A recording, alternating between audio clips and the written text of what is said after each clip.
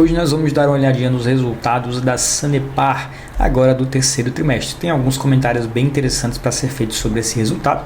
Se você tem essa ação na sua carteira, comenta aqui abaixo, comenta o que você acha dela, se acha que ela é uma empresa interessante para longo prazo, para médio prazo, ou se você prefere esperar um pouco mais para, quem sabe, comprar ela mais barata. Enfim, vamos dar uma olhada aqui no resultado. Essa é a apresentação de resultados do terceiro trimestre de 2024 da Sanepar. Os números apresentados pela Sanepar, na minha visão, eles foram bem interessantes, tá? O mercado até esperava um pouco mais, né, em termos de entrega, mas eu achei um resultado bem entre neutro e positivo. Tivemos uma queda na margem EBITDA da empresa e também no lucro, né, quando a gente compara com o terceiro trimestre do ano passado e também na comparação anual, né, no acumulado do ano. Mas houve avanços bem interessantes no número de economias que a empresa consegue fornecer o seu serviço, né? Então, tanto no fornecimento de água quanto de esgoto houve crescimento e um crescimento ainda maior no serviço de esgoto. Esse crescimento maior no fornecimento do atendimento de esgoto é porque, de fato, a empresa tem uma defasagem nesse atendimento lá na região de atuação dela no Paraná. Então, como ela já tem 100% da sua concessão, da sua área de concessão atendida no fornecimento de água, então é natural que esse segmento cresça um pouco menos dentro dos resultados da empresa, tá?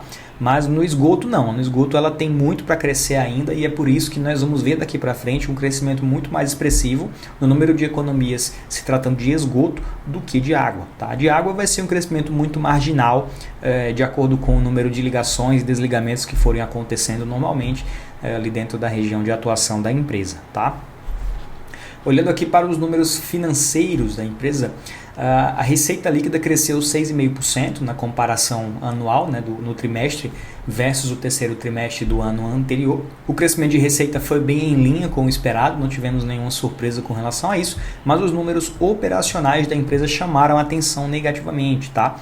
Quando a gente olha para o resultado operacional, houve queda de 6%, no EBITDA a queda foi de 2,5% e o lucro líquido 4,5%.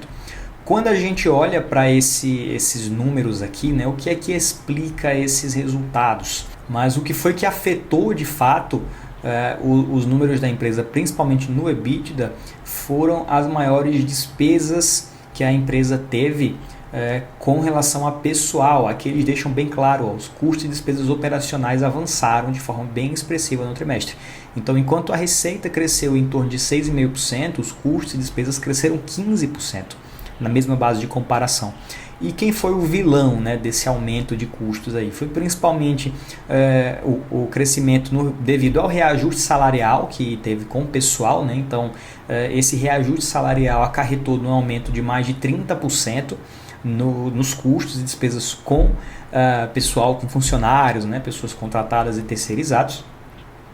Também houve um aumento aí com a compra de materiais, né, de 3,2%, foi um aumento até baixo, tá?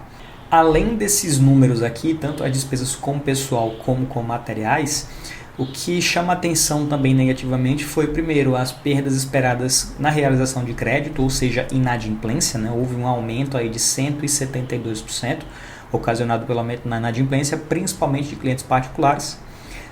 Então a empresa está tentando aí buscar essa recuperação. Bom, apesar desse número aqui ter vindo bem expressivo, né, um aumento de 172% de um trimestre para o outro, quando a gente olha para o resultado aqui, de fato o número ele não foi tão expressivo, tá? Porque essa linha ela representa pouco dos custos e despesas da empresa e como houve um aumento expressivo, ela acabou sendo representativa, tá? Quando a gente olha aqui, ó, ganhos ou perdas na realização de créditos, ela teve uma realização positiva no mesmo trimestre do ano passado e agora teve uma perda nesse trimestre, por isso que houve esse aumento tão expressivo. Outro ponto que chamou a atenção também com relação aos custos e despesas foi o aumento na indenização por danos a terceiros, houve um crescimento de 330%. Aqui a empresa explica que foi em decorrência do reconhecimento do resultado no trimestre de baixas de ações cíveis no valor de 47,8 milhões. Ou seja, então a empresa perdeu processos nas quais ela era ré. Então, como ela perdeu esses processos, ela teve que reconhecer essa perda no seu balanço e acarretou nesse aumento aí bem expressivo nas indenizações. E da mesma forma que houve aumento nas indenizações pagas, houve uma redução nas provisões, né? Porque a empresa ela provisiona esses resultados. Quando a empresa ela é processada, né, e esse processo começa a avançar e sinalizar de que ele vai ser negativo para a empresa, ou seja, a empresa vai perder esse processo, é normal ela pegar uma parte desse valor, que deveria ser pago como indenização, e ela provisiona em seu balanço, porque se ela já imagina que vai perder esse processo, é natural ela fazer essa provisão para que quando de fato sai a sentença, ela já tenha da onde tirar e fazer o pagamento do processo. Então, como houve um aumento no número de indenizações, houve uma redução no número de provisões no balanço. Bom, voltando aqui para os demais números da empresa, né? Quando a gente olha para os contratos de concessão da empresa, eu acho interessante que ela deixa isso bem explícito nos seus releases, tá? Ela tem um prazo longo ainda para usufruir dos contratos de concessão. Então, todos os municípios que a empresa atende hoje têm uma duração ainda de pelo menos 23 anos, né? 23,7 anos até o fim da concessão. Então, é um prazo longo para a empresa usufruir desse contrato e é um prazo onde ela vai ter bastante tempo para entrar nas metas do novo marco de saneamento e assim, quem sabe, conseguir a renovação lá na frente sem maiores problemas, tá? Em relação aos marcos, né, do saneamento, a empresa já tem 100% de atendimento na sua área de atuação com relação ao atendimento de água, então ela não precisa mais fazer tantos investimentos assim para levar água para a sua população, tá? Isso aí é positivo porque ela tem uma redução na necessidade de investimentos nesse segmento. Ela vai investir basicamente o chamado CAPEX de manutenção, né? Que é quando ela investe ali só para manter a estrutura funcionando sem problemas e sem interrupções, tá?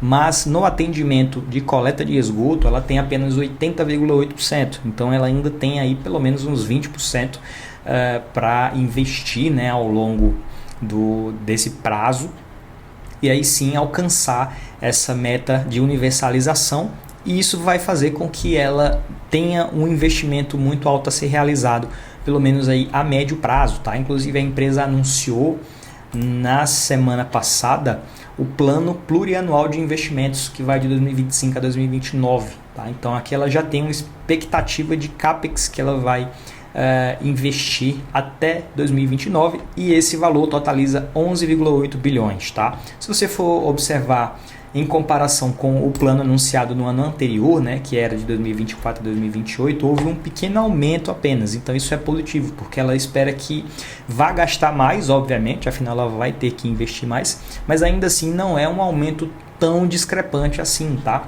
Bom, a empresa anunciou que vai investir aqui 11,8 bilhões, versus 11,2 bilhões esperado do último plano divulgado, dá um incremento aí de 5%, 5,35%.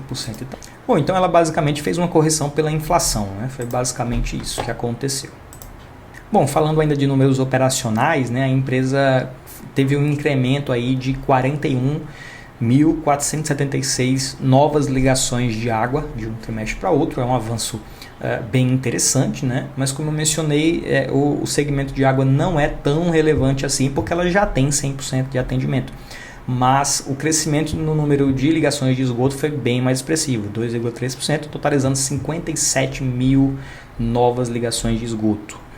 Esses novos investimentos que a empresa vem realizando, inclusive esse CAPEX de manutenção que ela realiza no serviço de água, ele acaba impactando também a evolução do índice de perdas, ou seja, a empresa acaba tendo perdas menores do que era no passado. Por exemplo, aqui em 2017 a empresa tinha uma perda aí em torno de 231 litros de ligação por dia, né? Por cada ligação por dia, e esse número caiu para 222 litros, tá? É uma queda bem interessante, dividido por 230, é uma queda de 3,8%, tá? De lá para cá. Então é uma queda aí bem interessante que deve ir melhorando ao longo do tempo conforme ela vai realizando esses investimentos.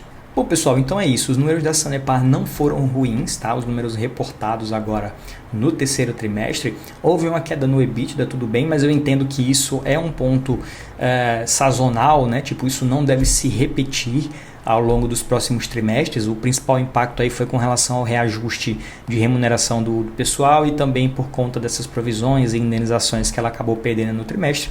Então não espero que isso aconteça olhando para o quarto trimestre de 2024. E olhando para o futuro da Sanepar, eu entendo que ela tem se tornado uma empresa mais eficiente e esse nível de eficiência tende a melhorar, tá? O maior problema da tese hoje, na minha visão, é principalmente o ponto dela ser uma empresa estatal, tá? Isso faz com que ela tenha, de fato, uma precificação, né? um valuation mais atrativo frente a outras empresas, como, por exemplo, a Sabesp, que foi uma empresa recém-privatizada. Então é normal que ela tenha esse valuation descontado e um grande gatilho para a valorização da empresa seria sim a sua privatização. Até o momento não tem nenhuma previsão para isso acontecer. Existem alguns boatos aí de que o governo do estado está se movimentando visando realizar essa privatização, mas até o momento é só especulação, não temos nada confirmado. Bom, então se você é um investidor da Sanepar hoje, né, o que é interessante para você fazer, eu ficaria um pouco mais de olho na empresa quando a cotação das ações Unity vier abaixo aí de R$27, tá? 26, R$27. Isso já começa a colocar uma margem de segurança interessante no preço das ações. Quando a gente fala das ações preferenciais, né, ou ordinárias, o preço ideal seria ir abaixo de R$5,20, R$5,30, já começa a ficar interessante também para a realização de novos aportes. Mas essa margem de segurança que eu mencionei, ela é mais em relação a momentos, né, em que a empresa opera na sua normalidade, digamos assim. Agora existe uma opcionalidade interessante na tese que é relacionado ao precatório que ela tem com o governo federal.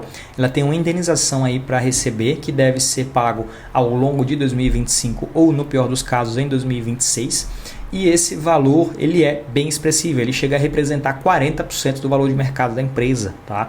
Então, quando esse precatório for pago, a empresa vai poder distribuir esse valor como dividendo. Se ela distribuir integralmente, vai ser um valor bem relevante, tá? Que vai acabar entrando no bolso do acionista. Eu acredito que não vai ser todo pago na forma de proventos, porque o regulador ele pode pedir que a Sanepar use uma parte desse recurso para investir na sua estrutura, né, para melhorar a sua estrutura, para ter um atendimento ainda mais eficiente para a população do estado. Então isso já é esperado, mas mesmo que ela opte por pagar, por exemplo, 50% do valor na forma de dividendos, isso aí pode dar um yield aí na casa dos 20%, tá? É bem interessante, é uma opção bem legal para essa tese. Por isso, se você tem Sanepar em carteira, eu acho que é muito interessante você manter a Sanepar. Mas e aí, olhando pela ótica do investidor, faz sentido comprar a Sanepar pensando nesse precatório?